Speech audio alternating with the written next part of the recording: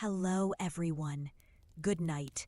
For your hope in me and to help me create better stories, tell me in the comments where and when you listen to my stories. And get ready to start the story by liking and subscribing. Chapter 1. The Stones That Dreamed of Stars.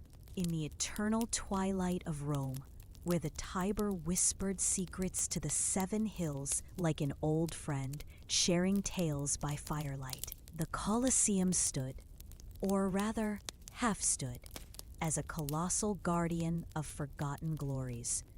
It was the year 80 AD, when the Flavian emperors had just unveiled their amphitheater of wonders, a vast ellipse of travertine and tufa, its arches rising like the arms of giants reaching for the heavens. 80,000 souls could gather within its embrace, their cheers echoing like thunder over the marshy valley once drained by Claudius's aqueducts. But tonight, under a canopy of stars that twinkled like scattered pearls, the stones themselves, dreamed, not of the lion's roars or the chariot's dust, but of quieter things. The cool kiss of moonlight, the gentle sigh of olive branches brushing against their flanks.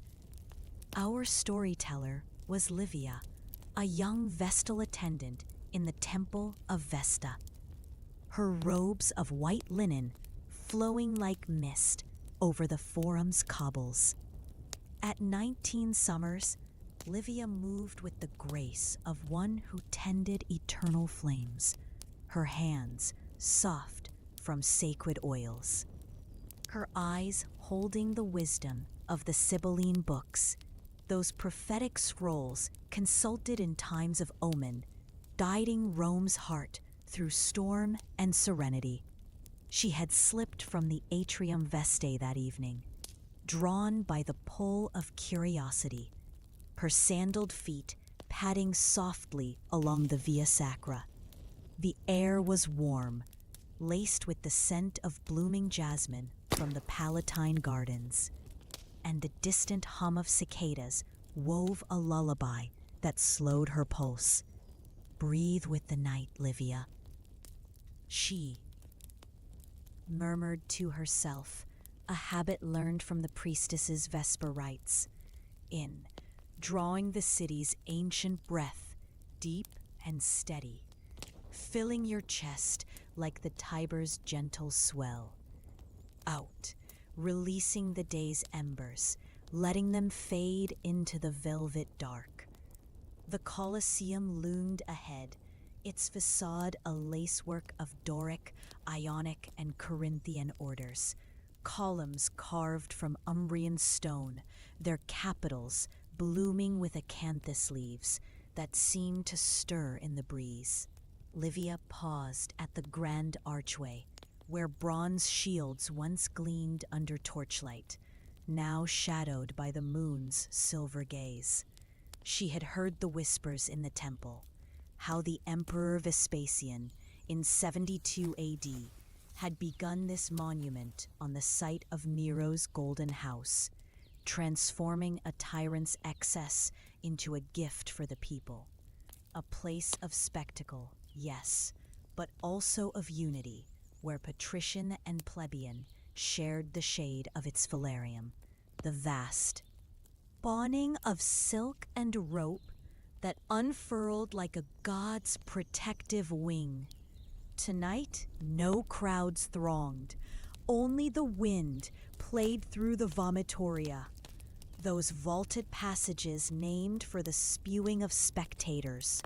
Yet tonight, they exhaled only peace. Slipping inside, Livia's fingers trailed the cool marble seats, tiered in 4 levels, the podium for senators, close enough to feel the arena's heat, the manianum for knights, with views unobscured, the general rows for the common folk, cushioned by cushions of straw in summer's grace. and the topmost wooden benches for women and the poor, reached by steep ramps that wound like serpents' coils. The hypogeum below, the underground maze of lifts and cages, powered by winches and counterweights, lay silent, its trapdoors sealed, no echoes of gladiator sandals or beasts' growls to stir the hush. Livia settled on a stone bench in the cavea, the curved seating that embraced the oval. Like a mother's arms, and closed her eyes. The city's pulse thrummed faintly, the aqueduct's distant trickle, the owl's soft hoots from the Capitoline, the faint clop of a night watchman's sandals. In her mind's eye, the stones began to speak, not in thunder, but in murmurs, like leaves rustling in a sacred grove. The Colosseum was alive, its blocks quarried from Tivoli's hills, hauled by oxen along roads paved with volcanic tufa, holding memories etched deeper than chisel marks. We were born of fire and earth.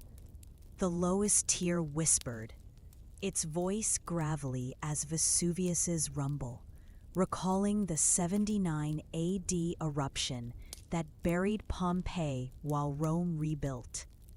Vespasian laid our first stone to heal a wounded empire after the civil wars of 69 AD, when 4 emperors rose and fell like summer storms. Titus dedicated us with naval battles in our flooded arena, water drawn from the Aqua Claudia, a marvel of arcades spanning miles. Livia breathed deeper, sinking with the stone's rhythm. In, feel the weight of history settling like dew on your skin, cool and reassuring. Out, let the echoes of cheers dissolve into mist, leaving only the night's embrace. The narrative unfolded in her reverie, gladiators like Spartacus's shadow, not in rebellion, but in ritual, their retiari nets glinting like spider silk. Then Shones, where hunters in leopard skins tracked elephants imported from Africa, their trumpets a counterpoint to the crowd's gasp.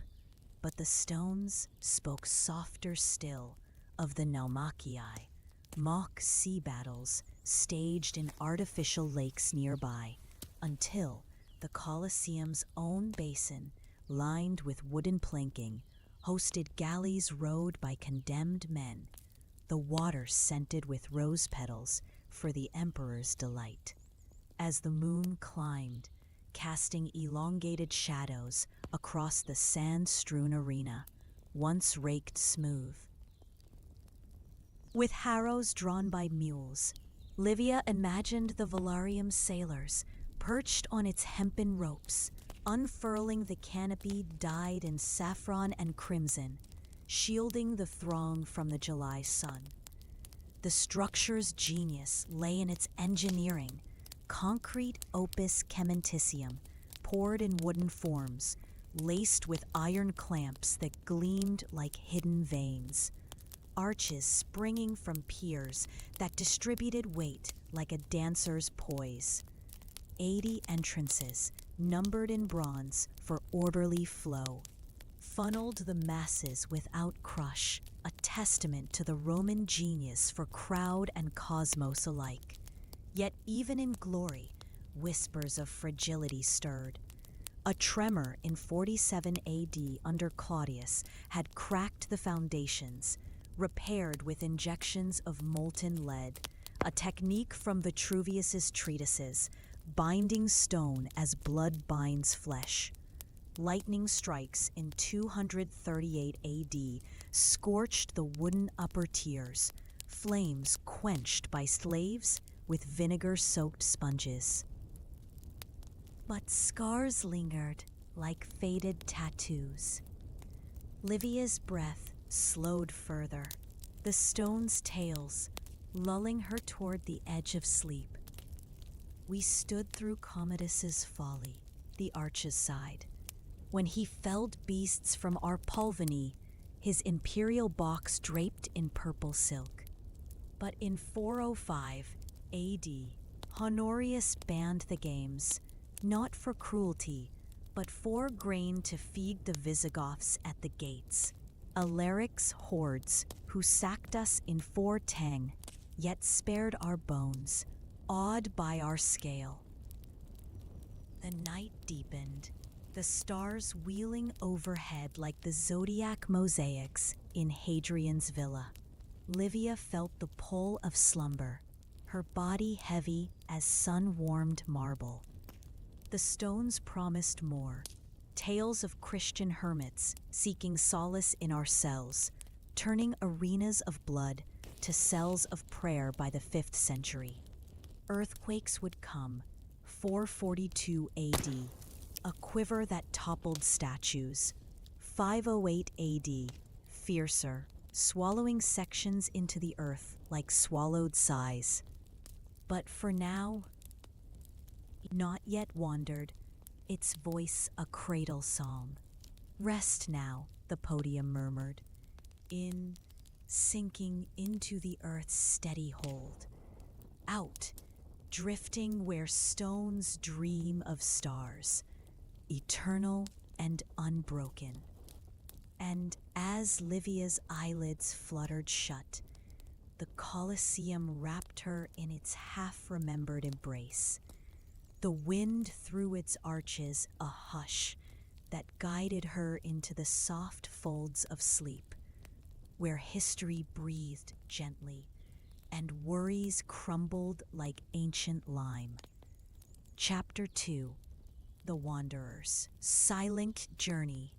Dawn crept over Rome like a shy maiden, gilding the Colosseum's remaining arches in hues of rose and amber. The year now 1349, when the earth's deep grumblings would test the ancients' bones. Livia, no longer the vestal of youth, but a spirit unbound by time. Perhaps a guardian echo woven into the travertine's grain drifted through the ruins in her nocturnal wanderings. The amphitheater, once a thunder of life, now cradled silence, broken only by the coo of doves nesting in its crevices and the rustle of fig trees rooting in fallen mortar. The southern curve, that once graceful sweep facing the Palatine, lay in tumbled disarray, blocks the size of oxen strewn like the playthings of giants. Their iron clamps rusted to brittle whispers, yet even in ruin, the stones sang of resilience, their psalm a balm for the weary soul. Livia, or her shade, perched on a fractured capital, Corinthian leaves chipped but defiant, overlooking the valley where wild vines crept like emerald veins. The air was crisp with autumn's farewell, carrying the faint brine of the Tiber and the earthy perfume of caper bushes blooming in the cracks. Breathe with the ruins, wanderer, she intoned to the listening night, her voice a thread of silk unraveling slowly. Inhaling the dust of ages, fine and settling, grounding your thoughts like lime in tufa. Out, exhaling the weight of what was lost, watching it scatter like pollen on the breeze. The words, drawn from the herbalist's lores of Galen, who in the 2nd century prescribed air's purity for the melancholic humors, calmed the phantom aches of centuries. In this half-dream, the missing half stirred, not as ghosts, but as travelers, blocks and columns that had slipped their moorings in the great quake of that fateful February morning. The earth had shuddered, a reminder of the 847 AD tremor that first weakened the vaults. But this one roared like Poseidon unchained, cracks spiderwebbed from the substructure up, the hypogeum's corridors collapsing in cascades of brick-faced concrete, swallowing elevators that once hoisted scenery like stagehands in a divine play. The southern facade gave way in a groan that echoed to the Vatican Hill. Travertine drums tumbling into heaps, their precise ashlar joints, cut with bronze saws and dovetailed for earthquake defiance, as Pliny the Elder chronicled, now sundered like broken vows. But the stones did not perish. They journeyed. Livia's vision followed them, gentle as a leaf on current, carted by oxen yokes along the Via Appia, their surfaces etched with graffiti from gladiators' fans, names like Thrax Victor scratched in haste. By decree of popes who sought to rebuild a Christian Rome, these wanderers found new homes. Nicholas V, in 1550, envisioned a grand basilica. From the Colosseum came marble for St. Peter's foundations, its veins of red and gold reborn in altars where masses chanted psalms. We became the bones of faith, a pilaster confided, its fluted shaft now upholding the Palazzo Farnese's loggia, designed by San Gallo in the 16th century, where cardinals pondered theology under arches that once framed lions' leaps. The narrative meandered like the Cloaca Maxima's hidden flow, soothing in its unhurried turns. Iron clamps salvaged from the rubble, those bronze cramps that bound the tiers, weighing tons yet yielding to time's rust, were melted in forges for church bells, their peals calling vespers over the forum. Tufa from the inner walls, lightweight as pumice, yet strong as legionary will, paved the streets of Renaissance palaces, footsteps of artists like Michelangelo treading paths once trod by emperors. Livia breathed in sync, her spectral form reclining against a fallen entablature. In, drawing the journey's peace, the quiet rebirth of stone into sanctuary.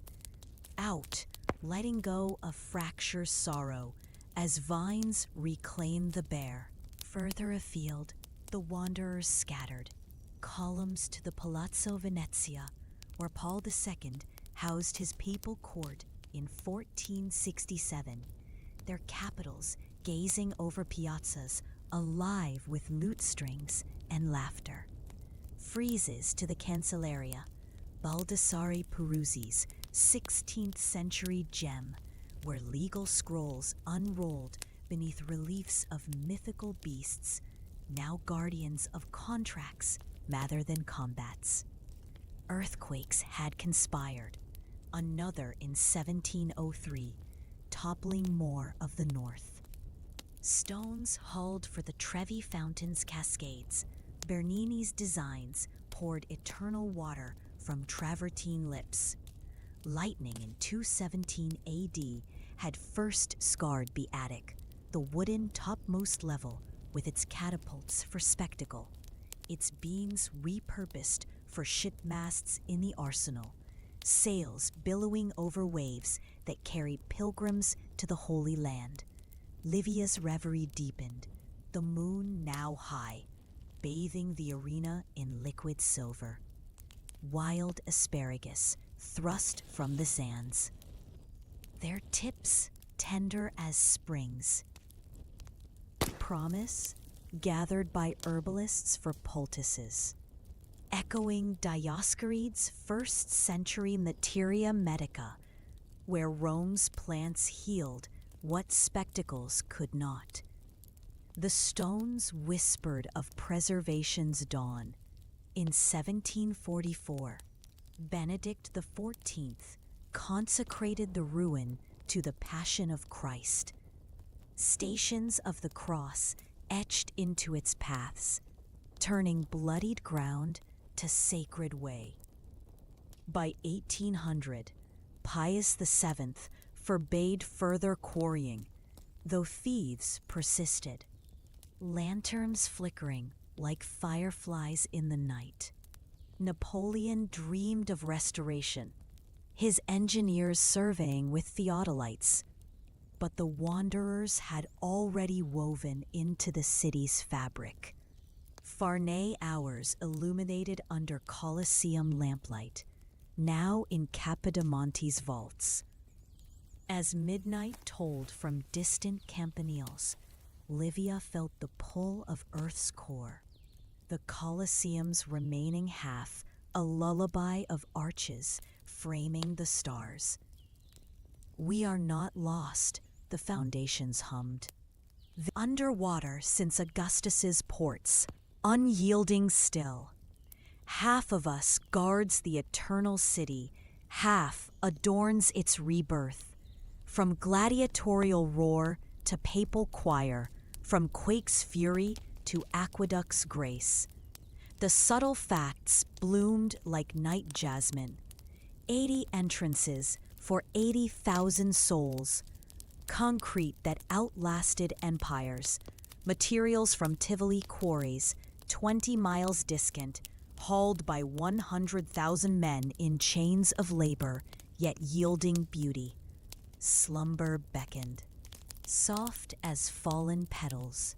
Livia, or you, dear listener, sank into the stone's cool lap.